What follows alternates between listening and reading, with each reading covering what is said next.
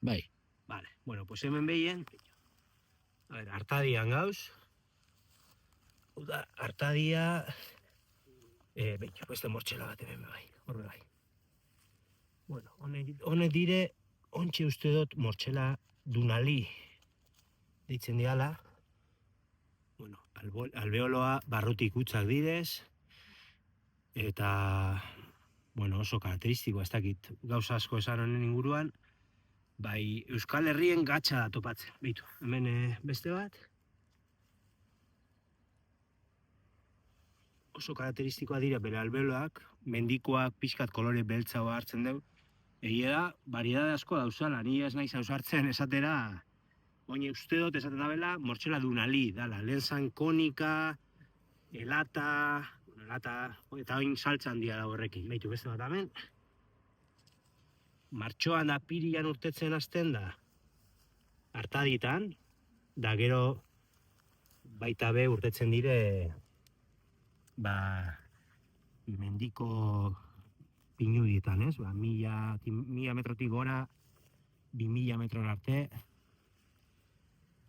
eta jangarri oso da, baina gordinik ezin da jan, ze toxikoa da gordinik.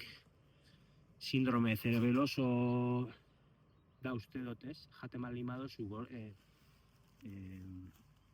egosi barik, edo zikatu barik, eta egun bat, oso bat, mareoak, vomituak, eta ez da ezer gehiago gertatzen, ez da hilgarria, baina kontu zibili behar da.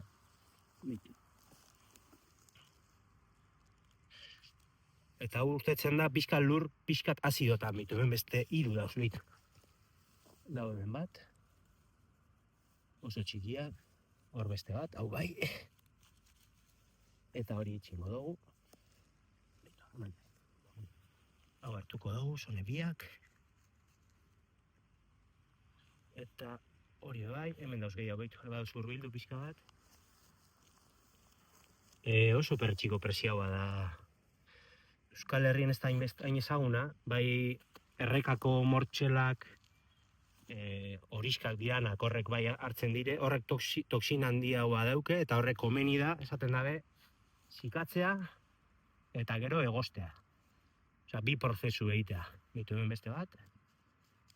Honek toksina gutxiago dauke, beitu hemen beste bat dago.